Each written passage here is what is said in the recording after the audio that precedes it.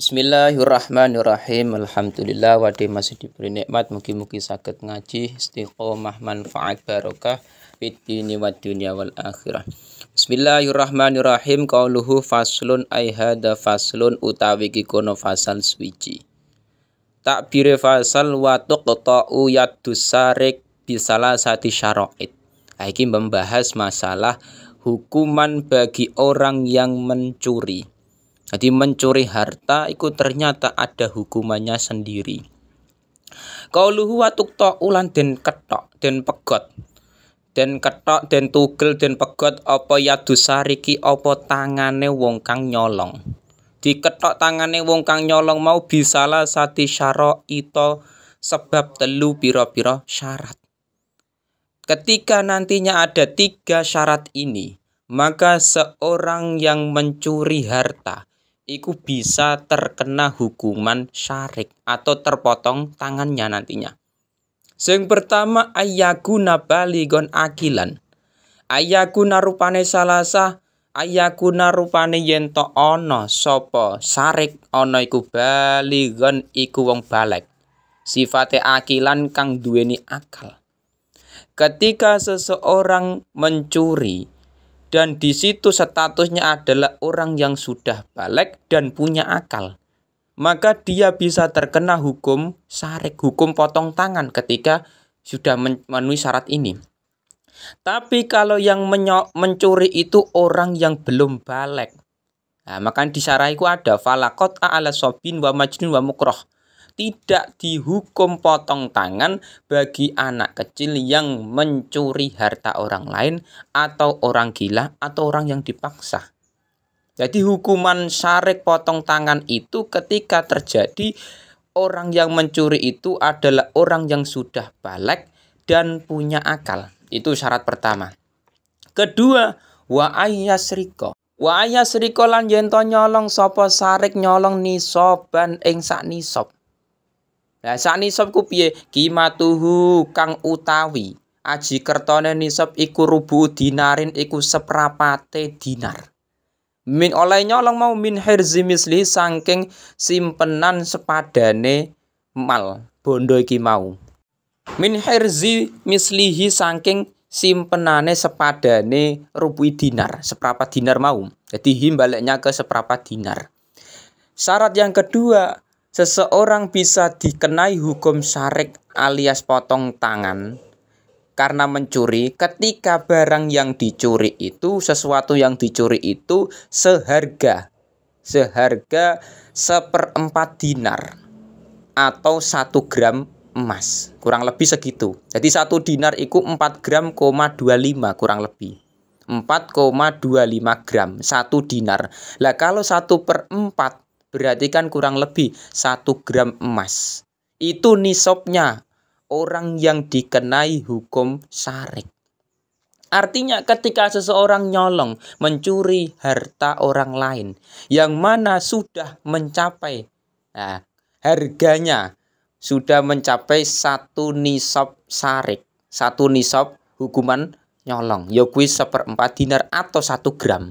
Misalkan 1 gram misalkan di daerah saya 1 juta misalkan. Jadi 1 gram emas itu misalkan daerah saya harganya 1 juta. Ketika ada zat mencuri harta saya yang sudah mencapai harganya kurang lebih 1 juta. Itu sudah terkena hukum potong tangan. Jadi misalkan dia mencuri hartanya Umar, misalkan Z mencuri hartanya Umar, misalkan HP seharga 3 juta. Berarti kan sudah melebihi 1/4 dinar atau 1 gram emas.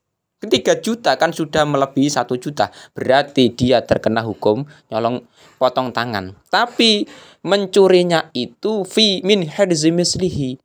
Jadi pada tempat yang umumnya digunakan untuk menyimpan barang tersebut.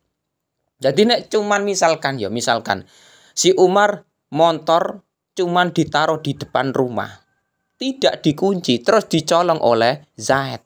Itu tidak bisa terkena hukuman potong tangan.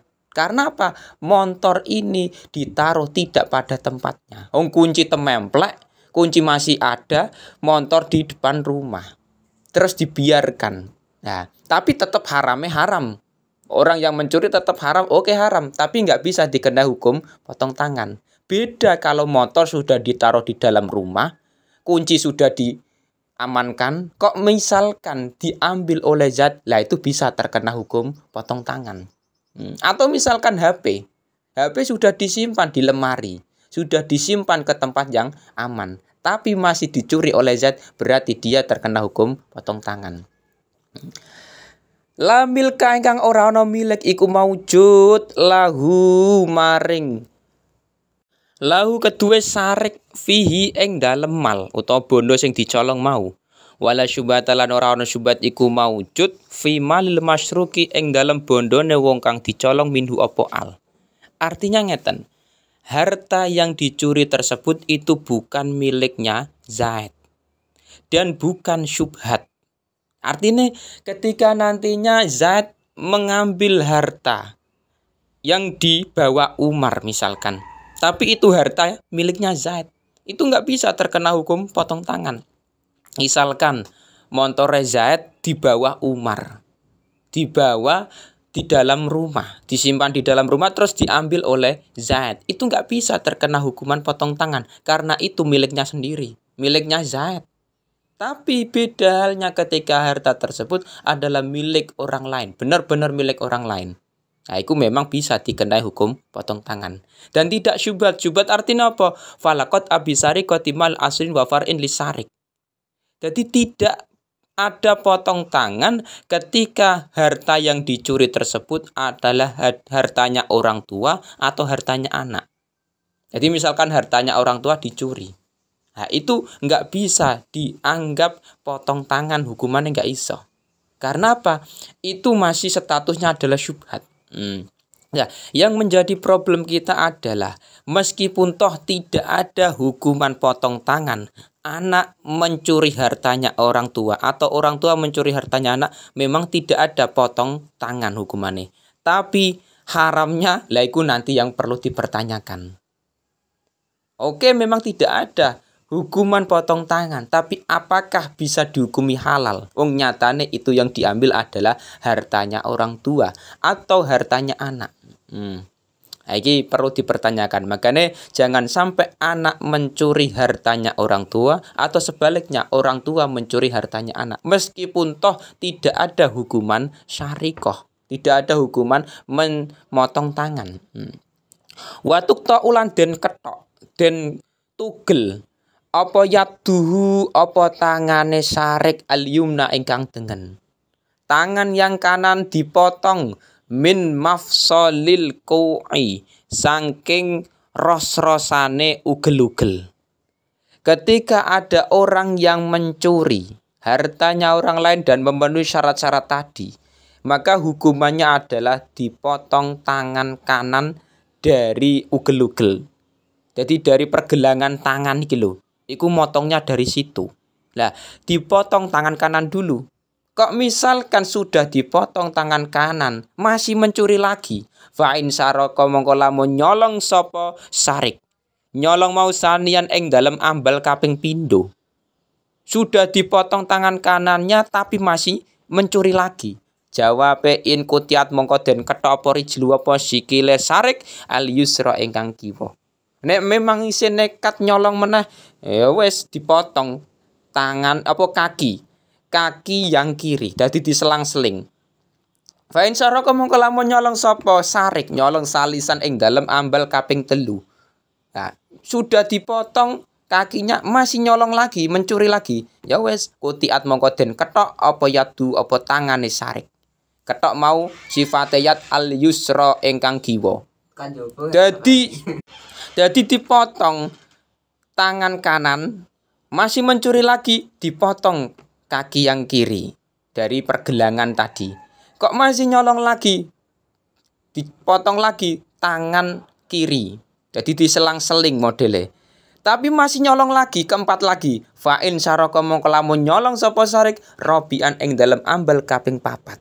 Ya jawabe in mau kutiat mongko den ketok apa rijlu apa sikile sarik. Sifate rijl al-yumna ingkang tengen. Tangan kanan sudah dipotong nyolong meneh, tangan kiri kaki kiri sudah dipotong nyolong lagi, terus dipotong tangan tangan kiri masih nyolong lagi. Yang keempat, potong kaki yang kanan. Kok masih nyolong lagi?